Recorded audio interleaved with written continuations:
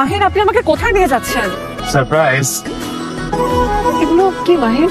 শুভ জন্মদিন মায়া। আজকে আমার জন্মদিন, সেটা আপনি কি করে জানবেন? আজকে তোমার জন্মদিন, আমি জানবো না তো কে জানবে? ও মাহিন, আপনাকে তো একটা কথা বলার ছিল। আজকে আমাদের শেষ দেখা হচ্ছে। বাসা থেকে আমার জন্য ছেলে দেখা হচ্ছে। ছেলে খোঁজা হচ্ছে মানে? আমার বিয়ের জন্য ছেলে খোঁজা হচ্ছে মাহিন। মাহিন, পাত্রপক্ষ আমাকে দেখতে আসছে। সবকিছু নিয়ে ফাইজলামি করি, এগুলোকে ফাইজলামি করা তো ভালো লাগে না। আমি সিরিয়াস। এখন কি করবো? সহজ কথা যদি জানতে চান, শুনুন তাহলে পালিয়ে যাই আমি।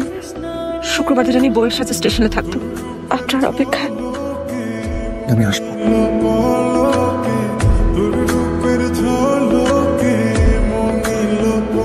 মাহিন নামে কোন ছেলেকে দেখেছেন? কত মাইন্ড তো আসলো, আপনি কোন মাইন্ডে করতেছেন?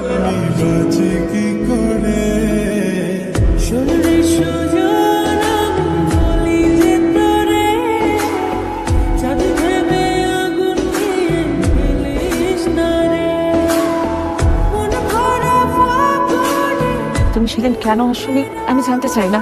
তুমি না আসার আমার যে ক্ষতি হয়েছে তা আমি সারা জীবনও ভুলতে পারবো না। সেদিন আমি বাসা থেকে বের হয়ে যাওয়াটা মা মেনে নিতে পারে নাই, স্ট্রোক করে মারা গেছে। আমার পুরো জীবনটা তুমি এলোমেলো করে দিছো মাহিন।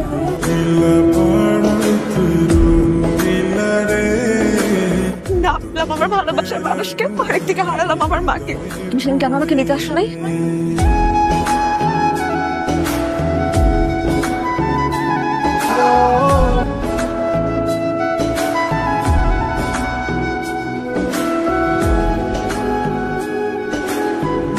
আমি 3 মাস হসপিটালে ছিলাম।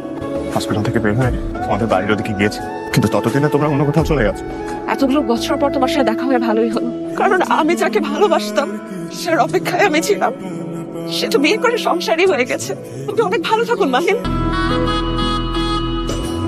মায়া দাঁড়ান, যে মানুষটা আপনাকে খুঁজতে খুঁজতে পাগল হয়ে আছে সেই মানুষটাকে দোষারোপ করে চলে যাচ্ছেন।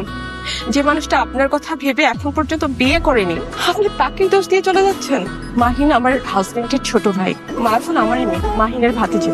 আর দেখেন না, ঠিক আপনার নামের সাথে মিল রেখেই মাহিন ওর নাম রেখেছে মায়াফুন। আপনি কি এখনো বুঝতে পারছেন না মাহিন আপনাকে কতটা ভালোবাসে? রূপের আগুনে হৃদয়ে পড়ে